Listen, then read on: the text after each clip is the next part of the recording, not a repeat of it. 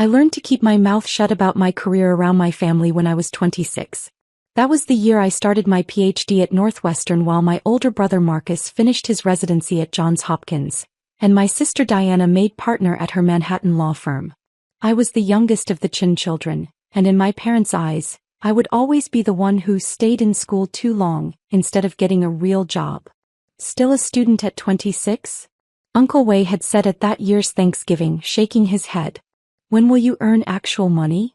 I tried to explain that I was also teaching undergraduate courses and working as a research assistant, but Dad had waved his hand dismissively. Junior positions. Nothing permanent. Nothing secure. That was 8 years ago. Now, at 34, I'd published 2 books on higher education policy, advised 3 university presidents on institutional transformation, and spent the last 14 months being quietly groomed for the most significant leadership position in American higher education. But my family still introduced me as Grace, who works at the university. They had no idea I was president-elect of Northwestern University, pending tonight's emergency board vote and public announcement. The emergency had been brewing for 3 days. President Howard Reynolds, who'd led Northwestern for 12 years, had suffered a massive stroke on Tuesday morning during a meeting with donors. He was stable but would need months of rehabilitation. The board had been in crisis mode ever since, and tonight they were making it official. I would step into the role immediately as the university's first woman president under 40, and the first Asian American president in the institution's 173-year history. But first I had to survive Friday night dinner with my family. Grace is always so quiet about her work, Mom was saying to my cousin Jennifer, who just arrived with her hedge fund manager husband. She's very humble about her little university job.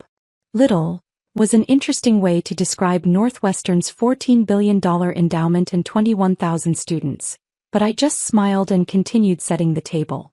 My parents' Evanston house was only 2 miles from campus, close enough that I could see the university's lakefront buildings from their dining room window.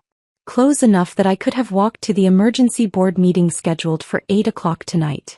What do you do exactly? Jennifer's husband Brad asked, making conversation while checking his phone. Like administration stuff? Academic affairs mostly, I said, which was technically true. As provost for the past 2 years, a position my family somehow still didn't fully understand, I'd overseen all academic programs, faculty appointments, and educational policy.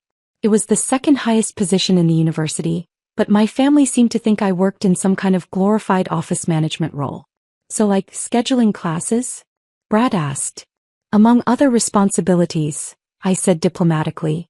Marcus arrived next with his wife Olivia, both still in their hospital scrubs from their shifts at Northwestern Memorial. Marcus was a cardiac surgeon now, the pride of the family, the one whose career made sense to everyone. Sorry we're late, Marcus said, kissing Mom's cheek. Emergency surgery ran long. You know how it is. We understand completely, Dad said warmly. Saving lives is important work. I bit back a smile. I'd been in back-to-back crisis meetings for 3 days managing a presidential transition that would affect thousands of students, faculty, and staff, but that was apparently less important than Marcus's surgery schedule. Diana was the last to arrive, sweeping in with her usual Manhattan energy despite the drive from Chicago's Loop. She'd made partner at 31, and our parents had thrown a celebration dinner that lasted 4 hours. When I'd been appointed provost at 32, Mom had said, "That's nice, dear," and asked if the job came with better health insurance. "Everyone's here," Mom announced happily. Jennifer and Brad drove all the way from Lake Forest. Diana came straight from an important client meeting. Marcus saved a life today. And Grace is here too, of course. Of course, I echoed quietly. Dinner started with the usual family catch-up. Jennifer talked about their new lake house. Brad discussed his latest investment fund performance. Marcus described a complex cardiac procedure. Diana shared updates about her firm's major corporate clients. And Grace? Uncle Wei asked, as if suddenly remembering I existed. Still at the university? Still there, I confirmed. Must be nice having such job security, he said. Academic positions are very stable. Not high-paying but stable. I made $485,000 a year as provost, but I just nodded. It's stable. Grace has always been the practical one, Aunt Linda added. Not as flashy as Marcus or Diana, but steady. There's value in that. She's also very humble, Mom said, patting my hand. She could probably explain what she does, but it's all very technical and administrative. University bureaucracy, you know. My phone buzzed in my pocket. I glanced at it under the table. A text from Elizabeth Morrison, Chair of the Board of Trustees. Board convening at 8 p.m. as planned. Press conference at 9 p.m. Are you ready? I typed back quickly, ready. See you at 8. Grace, no phones at dinner, Dad said automatically, even though Brad had been checking his phone constantly and Marcus had answered 2 calls from the hospital. Sorry, I said, putting it away. So what exactly is new in your world, Grace? Diana asked, her tone suggesting she was just being polite. Anything exciting happening at work? A few significant developments, I said carefully. There's been some leadership transition planning. Oh, is someone retiring? Mom asked. Are you getting a new supervisor? Something like that, I said. Will it affect your position? Dad asked, finally showing some interest. You're not being let go, are you? The economy is uncertain right now. I'm not being let go, I assured him. If anything, my responsibilities are expanding. Oh, a promotion? Aunt Linda perked up. That's wonderful. What will your new title be? We're announcing it tonight, actually, I said. Tonight. Marcus looked surprised. They make announcements on Friday nights? When there's a crisis situation, yes, I said. Crisis. Mom's face clouded with worry. What kind of crisis? Is the university in trouble? Grace, is your job secure? The university is fine, I said. President Reynolds had a stroke earlier this week. He's stable but will need extended recovery time. So there's a leadership transition happening. Oh, that's terrible, Diana said. Will they bring in someone from outside? Those transitions are always messy. They're promoting from within, I said quietly. Good, Dad said. At least you won't have to learn a new boss's management style. These academic types can be very particular. My phone buzzed again. Another text from Elizabeth. Media already gathering. This is going to be big. Northwestern's first woman president under 40. First Asian American president. You're making history tonight. I felt my heart rate increase. In 45 minutes, everything would change. So who's the new president? Marcus asked. Anyone you know? I know them fairly well, I said, taking a sip of water. Oh, you've worked with them? Mom asked. That's good. Maybe they'll remember you when it comes time for raises. I imagine they will, I said. Jennifer's phone buzzed and she glanced at it. Oh, breaking news alert about Northwestern. That's your university, right, Grace? That's the one, I said. She read from her phone. Northwestern University Board of Trustees to announce emergency presidential appointment tonight following President Reynolds' stroke. Wow, they're really moving fast. They have to, I explained. The university can't operate without clear leadership. There are donors to manage, faculty to reassure, students to support. A leadership vacuum would be catastrophic. How do you know so much about it? Brad asked. I pay attention to university governance, I said simply. Because it affects your job, Mom said, nodding. That makes sense. You need to know who's in charge. Diana's phone buzzed next. Then Marcus's. Then Dad's. Everyone's getting the same alert, Diana said, reading. They're saying it's a historic appointment. First woman under 40, first Asian American president in Northwestern's history. Good for her, Aunt Linda said. Breaking barriers. Though being that young in such a position must be difficult. People probably don't take her seriously. I'm sure she's qualified, I said quietly. Still, Uncle Wei said, university president at under 40? She must be incredibly accomplished. Probably multiple advanced degrees, years of senior leadership experience, major publications. Probably, I agreed. My phone buzzed again. This time it was a text from Thomas Chin, the Dean of Arts and Sciences. The Faculty Senate just received notification. The whole campus is buzzing. Congratulations, Madam President. Well deserved. Grace, seriously, put the phone away, Dad said more firmly this time. Whatever work emergency you think you have, it can wait until after family dinner. Actually, I said slowly. I should probably explain what's happening. At the university? Mom asked. Honey, we don't need all the administrative details. I'm sure it's very complicated, but I'm the new president, I said simply. The dining room went completely silent. What? Marcus said finally. The board is voting to appoint me as Northwestern's president tonight at 8 o'clock. The public announcement is at 9. Diana laughed. Grace, that's not funny. The breaking news just said. First woman under 40, first Asian American president, I completed. That's me. I'm 34. I've been provost for 2 years. Before that, I was dean of academic affairs. I've been with Northwestern for 8 years in progressively senior leadership roles. Provost. Dad repeated. What is provost? The second highest position in the university, I explained. I oversee all academic programs, faculty hiring and promotion, educational policy, research initiatives, and institutional planning. The provost typically succeeds to the presidency in situations like this. Mom's face had gone pale. You've been. But you never said, we thought you were. Junior staff, I finished gently. I know. I tried to explain over the years, but it seemed easier to just let you think what you wanted to think. Wait, Jennifer said, still reading her phone. It says here the new president published 2 influential books on higher education transformation and has advised multiple university presidents. Is that you? Yes, I said. My first book came out 5 years ago. The second one 2 years ago. They're used in graduate programs across the country. You wrote books. Aunt Linda said faintly. Published books.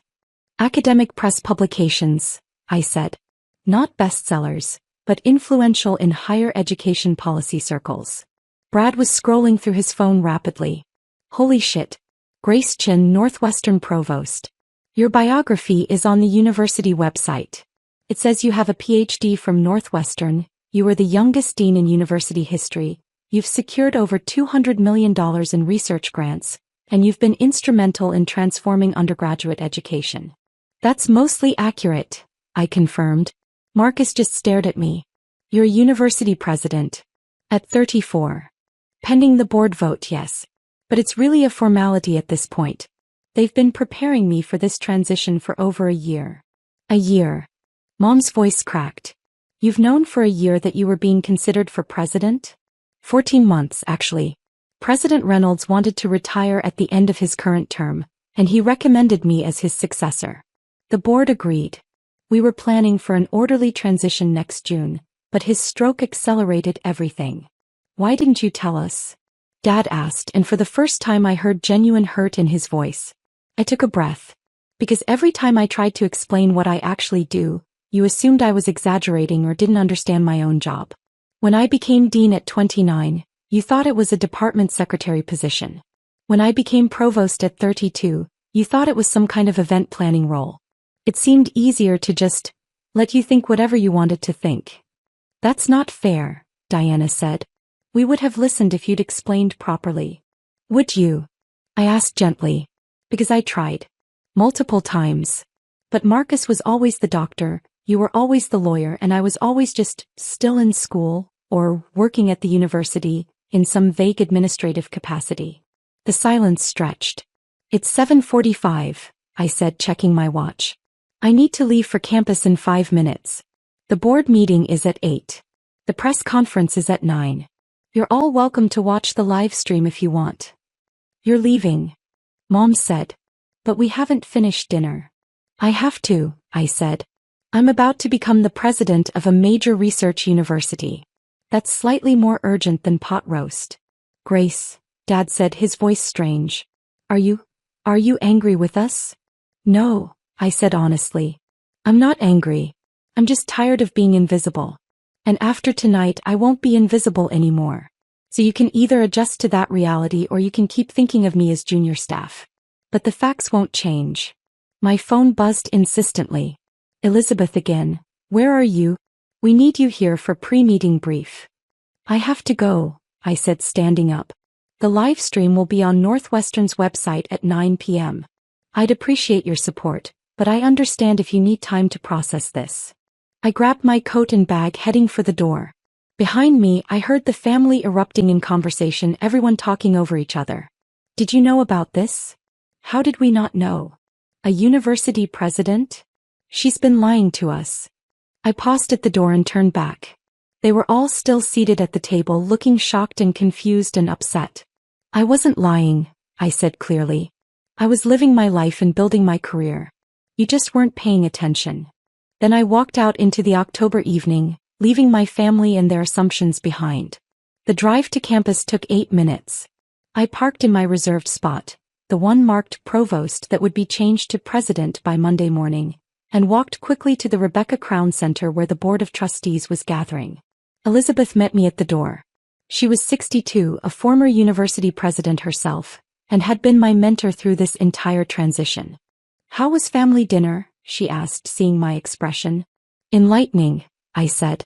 "They didn't know. Didn't know you were provost or didn't know you were being appointed president?" "Either. Both. Any of it, really." Elizabeth shook her head. "Academia's loss is their gain, I suppose. Though that's about to change dramatically." The boardroom was filled with the 25 trustees who governed Northwestern. I'd worked with them closely for 2 years as provost, but tonight felt different. Tonight they weren't just my colleagues. They were about to make me their leader. "Thank you all for being here on such short notice," Elizabeth said, calling the meeting to order. "As you know, President Reynolds' medical situation requires us to move forward with our succession plan immediately. We've spent the last 14 months preparing for this transition, and Dr. Grace Chin has proven herself more than capable of leading this institution. She's been exceptional during this crisis," added Robert Martinez, another trustee and major donor. "Calm, strategic, communicative. The faculty trusts her. The students respect her. The staff appreciates her. She's ready." The vote was unanimous. 25 voices saying aye to make me the 15th president of Northwestern University. "Congratulations, President Chin," Elizabeth said, shaking my hand formally. "Now let's go tell the world." The press conference room was packed. I could see faculty members I'd worked with for years, students from my undergraduate teaching days, staff who'd helped me navigate university bureaucracy. The media presence was significant. Chronicle of Higher Education, Inside Higher Ed, Chicago Tribune, multiple TV stations. And in the back corner I saw them, my family. All of them. They must have driven over right after I left.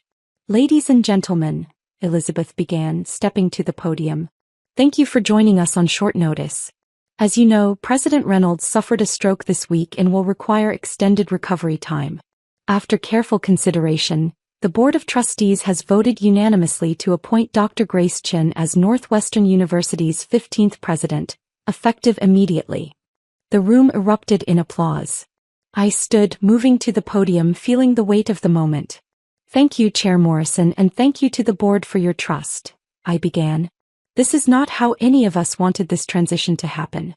President Reynolds has been an extraordinary leader, and our thoughts are with him and his family during his recovery." I looked out at the crowd, finding my family's faces. They looked stunned, overwhelmed, but they were here. "I'm honored and humbled to serve as Northwestern's president," I continued. "As the first woman under 40 and the first Asian American to hold this position, I'm acutely aware of the barriers that have been broken and the responsibility that comes with that. But I'm also aware that leadership isn't about firsts or labels. It's about serving this community, our students, faculty, staff, and alumni, with integrity, vision, and commitment to excellence." I spoke for 10 minutes about my priorities: academic excellence, research innovation, student support, inclusive community building, financial sustainability. I'd been preparing these talking points for months, but they felt different saying them as president rather than provost. The Q&A lasted 30 minutes. Questions about the transition timeline, my relationship with President Reynolds, my vision for the university, my plans for major initiatives. "How does it feel to be the youngest president in Northwestern's history?" a reporter from the Tribune asked. "It feels like enormous responsibility," I said honestly. "But I've spent 8 years preparing for this role, working my way up through progressively senior positions. Age is less relevant than experience, judgment, and commitment. I believe I have all three." "What do you say to critics who might suggest you're too young for this position?" "I'd say judge me by my results," I replied. By the faculty we recruit, the students we serve, the research we produce, and the impact we have. Leadership isn't about years lived. It's about vision executed. After the press conference, I was immediately surrounded by well-wishers. Faculty colleagues embracing me. Students thanking me. Staff offering congratulations. It took 20 minutes to work my way through the crowd. My family was waiting by the door.